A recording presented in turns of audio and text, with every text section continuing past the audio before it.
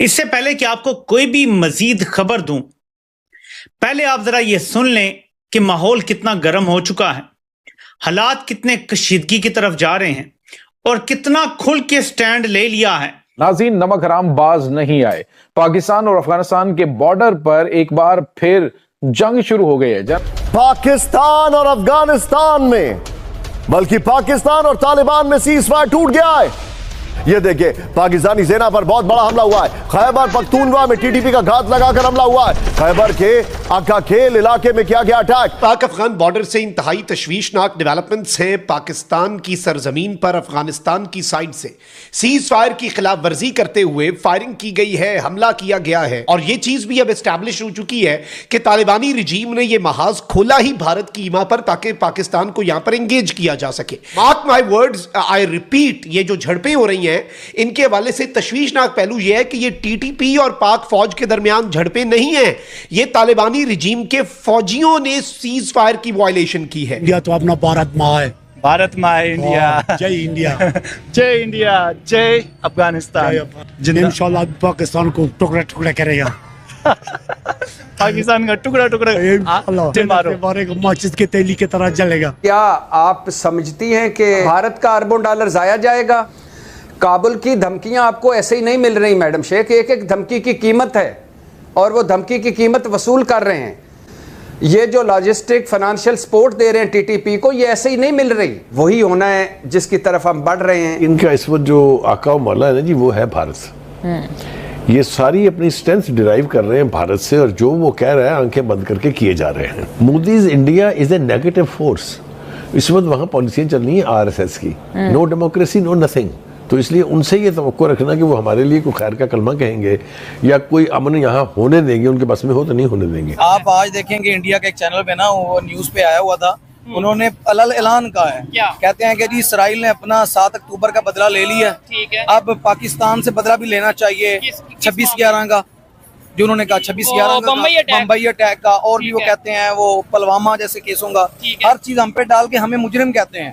हालांकि शहादतें हमारी हैं, खून हमने दिया है, मईशत हमारी तबाह है, लोग हमारे नुकसान में है, और ब्लेम भी हम पे किया जाता है। सबको मालूम है कि ये खवारिज अजीत कुमार डोवल नाम ले चुका है कि हम इनके साथ मिलकर पाकिस्तान की रियासत पर हमले कर रहे हैं। खवारिज के सारे कॉन्टैक्ट, सारे ताल्लुकात इनके भारतीय रियासत के साथ, डोवल के साथ, मोदी के साथ, हिंदुत्व के साथ साबित हो चुके हैं। भारत की जंगी तैयारियां इस वक्त जुनून की हद पर पहुंची हुई हैं। भारत ने जल्द या बदेर पाकिस्तान पर एक बहुत भारी जंग मुसल्लत करनी है।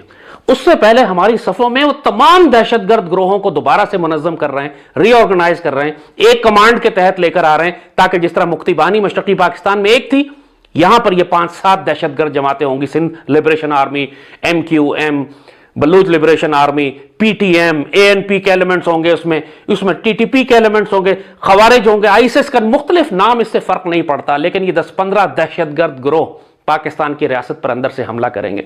इसमें कोई शुबे की बात नहीं है कि अल्लाह ने ग़ज़वा हिंद की सआदत पाकिस्तान आर्मी, पाक फौज और पाकिस्तानी कौम के नसीब में रखी है।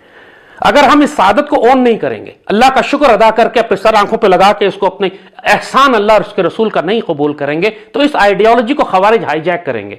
फिर ग़ज़वा हिंद हमारे खिलाफ लड़ा जाएगा। यानी खवारिज इसको ये तसव्वुर देंगे चूंकि पाकिस्तान दहशतगर्द, पाकिस्तान एक चूंकि हिंद का हिस्सा है, लिहाजा पाकिस्तान को तबाह करना ग़ज़वा हिंद का हिस्सा है। दुश्मनों की मक्कारियां समझिएगा, दुश्मनों की चालाकियों को समझिएगा। कोई आइडिया वैक्यूम में नहीं रह सकता है। आप अगर उसको ऑन नहीं करेंगे तो दुश्मन हाईजैक करेगा। आपने ऑन करना है इसको। जब तक आप नैरेटिव और बयानिए की जंग में दुश्मन को शिकस्त नहीं देंगे, उस वक्त तक आप मैदान जंग में शिकस्त नहीं दे सकते उसको। यह बात तो हमने खुद 2007 के बाद देखी है। जब तक पाकिस्तान आर्मी ने इनको खवारिज डिक्लेयर नहीं किया, जब तक कौम, पूरी पाकिस्तानी कौम ने इनको खवारिज नहीं कहा, उस वक्त तक इनको शिकस्त देना नामुमकिन था। ये इलाके पे इलाके फतह करते हुए आगे बढ़ते जा रहे थे। पहले आपने इनको बयानिए की जंग में शिकस्त देनी होती। तो यह बात बड़ी सख्ती से मैं बहुत ताकीद के साथ पाकिस्तान आर्मी लीडरशिप को भी, पाकिस्तान की हुकूमत को भी, पाकिस्तानी रियासत को, उलमा को, मीडिया को, कि आप अगर यह चाहते हैं कि आने वाले खतरात में आपकी पुश्त महफूज रहे, आपके घरों पे दरवाजे, जिस तरह सवात के लोगों के घरों पे पहुंच चुके थे, ट्राइबल एरिया में हमारे घरों पर पहुंच गए ये खवारिज, लोगों को घरों से निकाल कर कत्ल कर रहे थे, बच्चियां उठा के ले जा रहे थे। अगर आप ये चाहते हैं कि ये सारा दहशतगर्दी, सारी खुराफात दोहराई जाए पाकिस्तान में, तो ठीक है, फिर इनको जो मर्जी प्रोपेगेंडा ये करते हैं, जो मर्जी खुराफात ये बकते हैं, इनको बकने दें, आप परवाह ना करें। अल्टीमेटली आपके दरवाजे तोड़कर अंदर दाखिल हो जाएंगे।